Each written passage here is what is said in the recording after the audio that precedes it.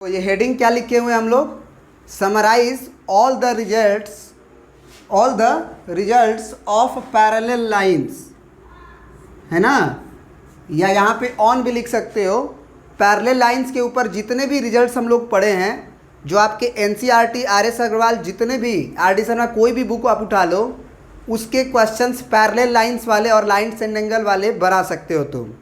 तो ये टॉपिक इस तरह से लेंगे हम। ये जो पॉइंट है वो बहुत शॉर्ट होगा कह सकते हो, और सारे क्वेश्चन बन सकते हैं। जितना भी थ्योरम 1 से लेके थ्योरम 6.6 तक हम लोग पढ़े हैं, जो भी, वो सारा को कंक्लूड कर रहे हैं, जो कि क्वेश्चन में यूज होगा। एज इट इज़ जो हम बोल रहे हैं वो यूज करोगे। देखो, सबसे पहला रिजल्ट हम लोग पढ़े थे एक्सियम के रूप में, जो आपके आर.एस. अग्रवाल में थ्योरम के रूप में दिया हुआ है कि अगर दो लाइन पैरेलल अगर है और एक ट्रांसवर्सल लाइन कट कर रहा है तो कॉरस्पॉन्डिंग एंगल बराबर होंगे।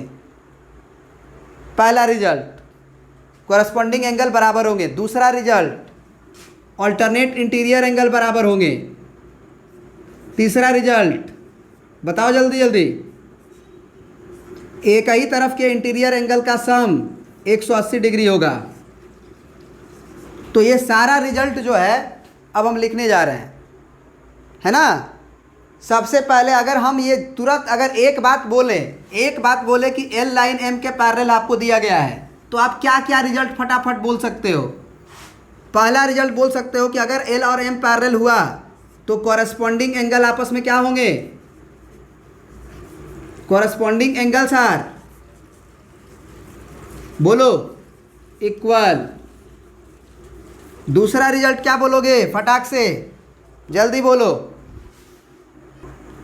देखिए, सबसे पहले बोल सकते हैं कि अगर एल और एम आपको पैरेलल दिया रहेगा, then all of them is used. मतलब क्वेश्चन बनाते समय अगर हमको दे दे कि एल लाइन एम के पैरेलल दिया गया है, तो आप पहला यूज कर सकते हैं कि कॉरस्पॉन्डिंग एंगल्स इक्वल होंगे।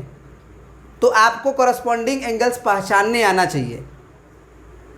दूसरा आप बोल सकते हैं कि ऑल्टरनेट इंटीरियर एंगल्स बराबर होंगे। तो ऑल्टरनेट इंटीरियर एंगल्स आपको पहचानने आना चाहिए। तीसरा बोल सकते हैं कि sum of interior angles on the same side of transversal is 180 degree. माने एक ही तरफ के जो ट्रांसवर्सल है उसके एक ही तरफ के अंदर वाले एंगल का सम 180 होगा। वो बराबर नहीं होता है, उनका सम 180 होता है। तो वो पहचानने आना चाहिए। तो यानी कि सबसे पहला एंगल अगर हम बोलें कि कॉरस्पॉन्डिंग एंगल की बात हो रही है, तो क्या एंगल 1 जो है वो किसके बराबर होगा, कॉरस्पॉन्डिंग किसके है, एंगल 1, एंगल 5 के। तो एंगल 5 के बराबर आप लिख सकते हो कभी भी। एल एम पैरेलल है तो आप कह दोगे कॉरस्पॉन्डिंग एंगल से 1/5 बराबर। एंगल 2 किसके बराबर लिख सकते हो, एंगल 6 के। उसी तरह एंगल 4 किसके बराबर लिख सकते हो, एंगल 8 के, क्योंकि एल लाइन के नीचे है तो एम लाइन के नीचे, एंगल 8 के।